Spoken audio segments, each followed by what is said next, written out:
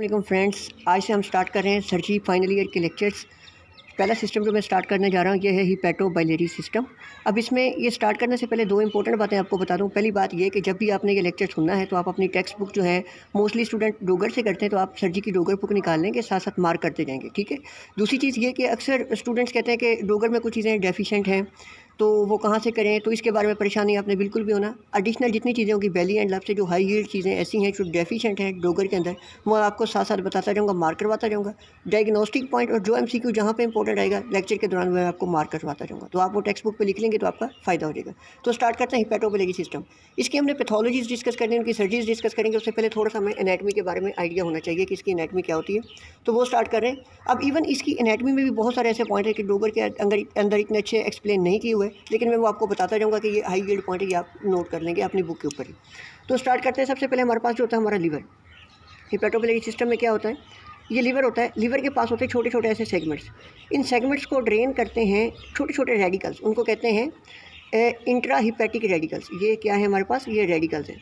Radical जब आपस में सारे मिल जाते हैं तो बड़ी बड़ी एक डक्ट्स बना देते हैं। इन दो डक्ट्स को कहते हैं इंट्रा हिपैटिक डक्ट। ये राइट हिपैटिक डक्ट है, ये लेफ्ट हिपैटिक डक्ट है। तो काम स्टार्ट कहाँ से हुआ, सेगमेंट्स लीवर के जो थे इनको ड्रेन किया इंट्रा हिपैटिक रेडिकल्स ने। रेडिकल्स जो है वो मिलकर उन्होंने बना दी right and left intra hepatic duct. अब हम देखते हैं कि हिपैटिक डक्ट कैसे काम करते हैं। अब इंपॉर्टेंट बात यह है कि हमारे पास जो दो डक्ट्स होती है ना, एक ये डक्ट है और एक ये डक्ट है।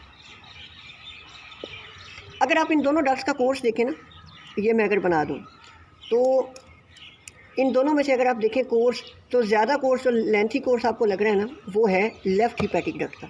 इंपॉर्टेंट बात आपने याद रखनी कि राइट और लेफ़्ट इंट्रा हिपैटिक डक्ट जो होती है ना, इनमें से ज़्यादा lengthy course, extra hepatic course longer किसका होता है, वो होता है लेफ़्ट हिपैटिक डक्ट का। ये है राइट हिपैटिक डक्ट, ये है लेफ़्ट हिपैटिक डक्ट। तो इन दोनों में से कोर्स किसका लेंथी है, लेफ़्ट इंट्रा हिपैटिक डक्ट का। अब ये दोनों हिपैटिक डक्ट जब आती हैं, ये मिलके एक बना देती है कॉमन हिपैटिक डक्ट। ये बन गया हमारे पास कॉमन हिपैटिक डक्ट। काम कहाँ से चला, रेडिकल से। रेडिकल्स ने बनाई hepatic duct, left and right hepatic duct. उनमें से लेफ्ट का कोर्स ज़्यादा था, right and left common hepatic जो है इंट्रा हिपैटिक डक्ट, वो मिलकर उन्होंने बना दी कॉमन हिपैटिक डक्ट। अब क्या होता है कि यहाँ पे पड़ा होता है हमारे पास गाल ब्लैडर। ये पड़ा हुआ है गाल ब्लैडर। गाल ब्लैडर से एक डक्ट निकल के आती है, इसको कहते हैं सिस्टिक डक्ट। सिस्टिक डक्ट आती है, ये आके हमारे पास मिल जाती है कॉमन हिपैटिक डक्ट के साथ। तो मैं बता रहा था कि देखिए ये गाल ब्लैडर से सिस्टिक डक्ट आई, वो आके जुड़ गई किसके साथ, कॉमन हिपैटिक डक्ट के साथ। जब ये इसके साथ मिल जाती है ना, तो ये मिलने के बाद जो नया स्ट्रक्चर बनता है हमारे पास, वो बन जाती है common bile duct. Common bile duct. तो अभी तक की बात बताऊं कि लीवर में छोटे छोटे सेगमेंट थे, उनको ड्रेन किया रेडिकल्स ने। रेडिकल्स ने मिलकर बनाई right and left hepatic duct. उनमें से लेफ्ट का एक्स्ट्रा हिपैटिक कोर्स ज़्यादा था। Right and left hepatic duct, intra hepatic duct मिलकर उन्होंने बनाई कॉमन हिपैटिक डक्ट। उसके साथ गाल ब्लैडर की ये सिस्टिक डक्ट आके मिल गई, तो इसकी वजह से हमारे पास क्या बन गया, ये बन गया हमारे पास कॉमन बाइल डक्ट। अब कॉमन बाइल डक्ट के साथ क्या होता है, कॉमन बाइल डक्ट ऐसे नीचे आ रही होती है, ये ऐसे। तो यहाँ पे इसके साथ मेजर पेंक्रियाटिक डक्ट ऑफ वर्सिंग आके मिल जाती है। ये है मेजर पेंक्रियाटिक डक्ट ऑफ वर्सिंग, ये आके कॉमन बाइल डक्ट के साथ मिल जाती है। ये देखिए, ये है कॉमन बाइल डक्ट, ये मेजर पेंक्रियाटिक डक्ट ऑफ वर्सिंग है। ये दोनों मिलके ना कॉमनली एक सिंगल डक्ट बनाती हैं, जो जाके posterior part of the duodenum में ओपन होती है।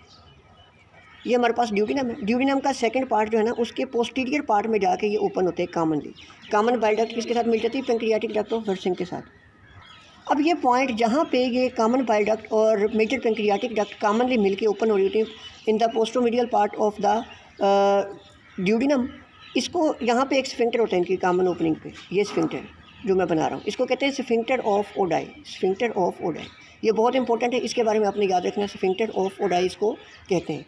अच्छा, असल में होता क्या है, स्फिंक्टर ऑफ ओडाई जो होता है, ये प्रिवेंट करता है पैसेज ऑफ द फूड। अब ड्यूडिनम में हमारे पास क्या पड़ा हुआ, सारा फूड पड़ा हुआ। फूड पार्टिकल की एंट्री को बाइलियरी सिस्टम के अंदर प्रिवेंट करता है sphincter of ODI. Normally 13 to 120 millimetre of HG pressure पे ये क्या रहता है, क्लोज रहता है। ये हमेशा नॉर्मली क्लोज रहता है और प्रिवेंट करता है entry of the food particle from the duodenum into the biliary system. अच्छा, अब जो मैंने आपको ये बात बताई स्फिंक्टर ऑफ ओडाई वाली, ये इतनी अच्छी उसमें नहीं लिखी हुई, तो ये आप एक्स्ट्रा पॉइंट अपने बुक के ऊपर मार्क कर लेंगे। इसके बाद इंपॉर्टेंट बात जो आपको मैं बताने वाला हूँ वो ये है कि स्फिंक्टर ऑफ ओडाई को अगर हम देखेंगे, फ़र्ज़ किया ये स्फिंक्टर है, असल में एक सिंगल स्फिंक्टर नहीं होता। ये हमारे पास लेट्स सपोज ये हमारे पास जो आई है कॉमन बाइल डक्ट, ये हमारे पास थी पेंक्रियाटिक डक्ट, ये दोनों मिली हैं यहाँ पे, इनके जंक्शन पे स्फिंक्टर पड़ा था। तो असल में स्फिंक्टर के क्या होते हैं, 4 पार्ट्स होते हैं। ऐसे आप इसको समझने के लिए ऐसे बना रहा हूँ। इस स्फिंक्टर के असल में ये 4 स्फिंक्टर होते हैं स्फिंक्टर ऑफ ओडाई में। एक होता है सबसे ऊपर सुपीरियर स्फिंक्टर, इसको कहते हैं सुपीरियर कोलिडोकल स्फिंक्टर, कोलिडोकल स्फिंक्टर। एक होता है इन्फीरियर कोलिडोकल स्फिंक्टर, एक हमारे पास होता है पेंक्रियाटिक स्फिंक्टर, और एक होता है स्फिंक्टर ऑफ एम्पुलाई। 4 चीज़ें होती हैं। ये बात आपकी डोगर के अंदर नहीं मेंशन है, लेकिन ये हाई यील्ड पॉइंट है, आप इसको नोट डाउन कर लेंगे। स्फिंक्टर ऑफ ओडाई जो होता है, इसके 4 स्फिंक्टर से मिलकर बना, इसमें 4 स्फिंक्टर इन्वॉल्व होते हैं, superior choledochal, inferior choledochal, pancreatic and sphincter of ampullae. तो ये 4 स्फिंक्टर इसके अंदर आ जाते हैं। काम इसका मैंने बता दिया, प्रिवेंट करता है entry of the food particle into the biliary system. अच्छा जी, अब हम इंपॉर्टेंट बात करने जा रहे हैं कुछ इंपॉर्टेंट ट्राइंगल्स की। ये ट्राइंगल्स वाली बात भी डोगर के अंदर इतनी अच्छी नहीं दी, लेकिन सर्जिकली ये बहुत इंपॉर्टेंट होती है। ट्राइंगल्स आपको अच्छे से पता होनी चाहिए। अब हम देखते हैं क्या होता है। अब मैं ये दोबारा बनाने जा रहा हूँ आपके पास। ये हमारा है लीवर,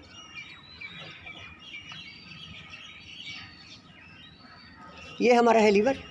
लीवर से ये 2 निकली कॉमन हिपैटिक डक्ट। ये देखें, एक्स्ट्रा हिपैटिक कोर्स लेफ़्ट का ज़्यादा था, राइट का कम था। इन्होंने बना दी हमारे पास ये कॉमन हिपैटिक डक्ट, ठीक है। इनके साथ यहाँ पे पड़ा था गाल ब्लैडर, उससे सिस्टिक डक्ट आके जुड़ गई थी यहाँ पे, ये सिस्टिक डक्ट थी, ठीक है। तो अब यहाँ पे आप देखें कि ये जो चीज़ है, ये चीज़ सारा, ये जो बॉर्डर जिसको मैं लेबल कर रहा हूँ, this is called as the inferior surface of the liver, inferior surface of the liver. तो अब एक ट्राइंगल बन गई आपके पास, inferior surface of liver, cystic duct, gall bladder और कॉमन हिपैटिक डक्ट। इन तीनों के दरमियान में ये जो ट्राइंगुलर एरिया आ गया ना, ये वाला जिसको मैं ये लेबल कर रहा हूँ, ये वाला ट्राइंगुलर एरिया, ये वाला, ये देखें inferior surface of liver, common cystic duct and gall bladder, और यहाँ पे कॉमन हिपैटिक डक्ट है। इसको कहते हैं हिपैटोसिस्टिक ट्राइंगल। इसको क्या कहते हैं, हिपैटोसिस्टिक ट्राइंगल। ये आपने इंपॉर्टेंट बात याद रखनी है, इसकी बाउंड्रीज़ का आपको पता होना बहुत ज़रूरी है। अब एक और ट्राइंगल आपको बतानी है, कैलेट्स ट्राइंगल, लेकिन उससे पहले आपको ना blood supply of the gall bladder का पता होना ज़रूरी है। अब असल में क्या होता है कि ये हमारे पास है common hepatic artery. Common hepatic artery right gastric artery दे देती है ब्रांच एक, फिर एक देती है गैस्ट्रोड्यूडिनल आर्टरी, ये आपने याद रखना है, right gastric artery, left gastroduodenal artery, और इसके बाद ये बना देती है एक मेजर आर्टरी जिसको कहते हैं प्रॉपर हिपैटिक आर्टरी, ठीक है। ये थी कॉमन हिपैटिक आर्टरी, इसने राइट गैस्ट्रोड्यूडिनल आर्टरी की, इसके बाद ये डिवाइड हो गई, मेन आर्टरी बन गई कौन सी, proper hepatic artery. Proper hepatic artery से 2 आर्टरीज निकलती हैं, एक होती है लेफ़्ट और एक होती है राइट। ये लेफ़्ट चल गई लेफ़्ट साइड पे, ये राइट वाली। जो राइट हिपैटिक आर्टरी होती है, ये लेफ़्ट हिपैटिक आर्टरी है, ये right hepatic artery. Right hepatic artery से एक ब्रांच निकलती है जो कि आके ब्लैडर को सप्लाई कर रही होती है, ये वाली, ये जो मैंने बनाई हुई है, this is called as a cystic artery. तो अगर आपसे पूछा जाए what is the blood supply of the, आपको बता रहा था कि गाल ब्लैडर की ब्लड सप्लाई जो होती है, ये देखें, ये हमारे पास आ गई सिस्टिक आर्टरी। सिस्टिक आर्टरी किससे निकली, राइट हिपैटिक आर्टरी से। राइट हिपैटिक आर्टरी किससे निकली थी, प्रॉपर हिपैटिक आर्टरी से। प्रॉपर हिपैटिक आर्टरी कहाँ से आई थी, कॉमन हिपैटिक आर्टरी से। तो ये अपने blood supply of the gall bladder, ये हाई यील्ड पॉइंट है, वाइवा में पूछ लेते हैं, ये आपने याद रखनी है बात। अगली चीज़ जो इंपॉर्टेंट बताने जा रहा हूँ, ये सिस्टिक आर्टरी की वजह से ये जो हिपैटोसिस्टिक ट्राइंगल जो मैंने बनाई थी, ये ब्लैक कलर की ट्राइंगल, ये डिवाइड हो गई। कैसे डिवाइड हो गई, अब मैं इसको मार्क करने जा रहा हूँ, ये ट्राइंगल को, ये देखें, ये जिसको मैं मार्क कर रहा हूँ, इसमें देखें ऊपर क्या आ गया हमारे पास, सिस्टिक आर्टरी, यहाँ पे क्या आ गया, सिस्टिक डक्ट, और ये क्या थी, common cystic duct, common hepatic duct, ये क्या थी, कॉमन हिपैटिक डक्ट। तो ये जो ट्राइंगल बन गई, इसको कहते हैं कैलेट्स ट्राइंगल। कैलेट्स ट्राइंगल के लिए अपने 3 C याद रखने हैं। कैलेट्स ट्राइंगल के लिए अपने ना 3 C याद रखने हैं, 3 C से आप याद रखेंगे। नंबर 1 सिस्टिक आर्टरी, ऊपर देखें, ये देखें सिस्टिक आर्टरी मैंने दिखाई, सिस्टिक आर्टरी। नंबर 2 पे आपने क्या याद रखना है, ये सिस्टिक डक्ट आ जाती है, सिस्टिक डक्ट। और नंबर 3 पे जो मैंने आपको बताया, वो क्या बताया, ये बताया common hepatic duct, common hepatic duct. 3 चीज़ों से मिलकर जो बनती है ये कैलेट्स ट्राइंगल। कैलेट्स ट्राइंगल में हमारे पास लिम्फ नोड पड़े होते हैं, इन लिम्फ नोड्स को कहते हैं कैलेट्स nodes of lungs, कैलेट्स nodes of lungs. ये बहुत इंपॉर्टेंट है, ये बात भी इसमें मेंशन नहीं है। ये जो ट्राइंगल्स की आपको एनाटॉमी बताई, ये बहुत इंपॉर्टेंट है, आपने याद रखनी है, इनकी बाउंड्रीज याद रखनी है, इनका कंटेंट याद रखना है। अच्छा जी, एक और हाई यील्ड पॉइंट आपको बताने वाला हूँ, मोइनी हैंड्स हम्प क्या होता है, कैटरपिलर हम्प। ये उसमें डोगर के अंदर नहीं दिया हुआ, ये भी आप लोग मार्क कर लेंगे। अब आपको बताता हूँ, नॉर्मली मैंने आपको बताया था कि ये हमारा था लीवर था, लीवर से ये 2 आर्टरीज आती थी ऐसे, ठीक है। ये common hepatic intra hepatic duct थी, कॉमन हिपैटिक डक्ट थी, इसमें आके सिस्टिक डक्ट ऐसे जुड़ जाती थी, तो ये मिलके हमारे पास क्या बन जाती थी, कॉमन बाइल डक्ट। अब नॉर्मली मैंने आपको बताया था कि यहाँ से आर्टरी गुजरी होती थी right hepatic artery. Right hepatic artery से सिस्टिक आर्टरी आती थी जो कि ऐसे करके गुजरती थी। अगर इसका टॉर्चुअस कोर्स हो जाए, ऐसे करके टॉर्चुअस कोर्स हो जाए, अब नॉर्मल टॉर्चुअस कोर्स हो जाए सिस्टिक आर्टरी का थ्रू द कैलेट्स ट्राइंगल, इसको कहते हैं मोइनी-हेंस हम्प या कैटरपिलर टर्न कहते हैं। ये बहुत इंपॉर्टेंट बात है, ये आपने बात याद रखनी है। सिंपल अगर आपसे पूछा जाए मोइनी-हेंस हम्प क्या होता है, तो आपने ये कहना है कि tortuous abnormal tortuous course of the cystic artery through the Calot's triangle, this is called as the Moynihan's hump या कैटरपिलर इसको कहते हैं। अब एक लास्ट इंपॉर्टेंट बात आपको स्फिंक्टर ऑफ ओडाई की बताता जाऊँ। ये बात भी आपकी डोगर में मेंशन नहीं है, लेकिन आप ये हाई यील्ड पॉइंट नोट कर लेंगे। अब ये हमारे पास एक कॉमन बाइल डक्ट, ये major duct of Wirsung pancreatic duct थी। ये स्फिंक्टर ऑफ ओडाई के थ्रू ओपन हुए, जिस कॉमन ओपनिंग के थ्रू ओपन हुए इन द ये ड्यूडिनम है, ड्यूडिनम के अंदर सेकंड पार्ट में। तो इसके ऊपर जो स्फिंक्टर था इसको हम कहते थे sphincter of ODI. Sphincter of ODI मैंने आपको पहले बताया था कि ये क्या करता है, ये नॉर्मली क्लोज रहता है और प्रिवेंट करता है entry from the food passages way, food की एंट्री फूड से बाइलरी सिस्टम में एंटर होने से बचाता है। अब कभी कभी क्या होता है कि नॉर्मली होता क्या है कि ये नॉर्मली क्लोज रहता है, लेकिन जब कभी हमें अलाउ करना है कि बाइल यहाँ से बाइलरी सिस्टम के थ्रू ड्यूडिनम में आ जाए, उस टाइम पे ये स्फिंक्टर ओपन होगा। अब ओपन कौन करवाएगा? ओपन ऐसे होगा कि कोलिसिस्टोकाइनिन एक हार्मोन होता है हमारा, ये रिलीज होता है जीआईटी से। कोलिसिस्टोकाइनिन जाके दो काम करता है। एक यहाँ पे पड़ा हमारे पास जो है ब्लैडर पड़ा हुआ है, इसकी कॉन्ट्रैक्शन करेगा। जब कॉन्ट्रैक्शन करेगा तो यहाँ से जल्दी से बाइल फ्लो करके इन डक्ट्स के अंदर आ जाएगा। बाइल अगर जब इनमें बाइल जल्दी से आएगा तो दूसरा काम ये क्या करेगा, स्फिंक्टर ऑफ ओडाई को रिलैक्स करवा देगा। जब स्फिंक्टर ऑफ ओडाई रिलैक्स होगा, इधर से ब्लैडर कॉन्ट्रैक्ट कर रहा, सारा ब्लैडर जो है बाइल है वो इन डक्ट में आ रहा है और इन डक्ट के थ्रू आगे स्फिंक्टर ऑफ ओडाई ओपन हुआ और वो सारे का सारा बाइल इधर आके ड्रेन हो गया। नॉर्मल बाइल के ड्रेन का मैकेनिज्म आपको बता रहा हूँ। उसमें क्या होता है कि कोलिसिस्टोकाइनिन गाल ब्लैडर की कॉन्ट्रैक्शन कराता है, स्फिंक्टर ऑफ ओडाई को रिलैक्स करवाता है, तो बाइल सारा जो कंसनट्रेट वो पड़ा था गाल ब्लैडर के अंदर वो कॉमन बाइल डक्ट में है, उसके थ्रू ये ओपन हो गया। स्फिंक्टर ऑफ ओडाई ओपन हुआ तो ये रिलीज हो गया इनटू द ड्यूडिनम।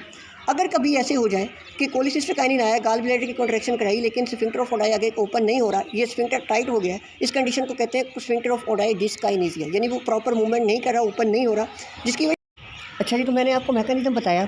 अब कभी कोलिसिस्टोकाइनिन आया, कोलिसिस्टोकाइनिन ने आके क्या किया है, गाल ब्लैडर को कॉन्ट्रैक्ट करवा दिया, लेकिन आगे स्फिंक्टर ऑफ ओडाई ओपन नहीं हो रहा, तो इसकी वजह से क्या होगा, कोल की पेन होगा, कोल की एब्डोमिनल पेन होगा। उसकी वजह क्या होती है, स्फिंक्टर ऑफ ओडाई डिस्काइनेसिया, क्योंकि ये प्रॉपर्ली ओपन नहीं हो रहा होता है। तो इसका ट्रीटमेंट क्या इस कंडीशन का, इसमें हम स्फिंक्टर को कट कर देते हैं 1 और 11 o'clock में। ये हाई यील्ड पॉइंट एमसीक्यू याद रखना है।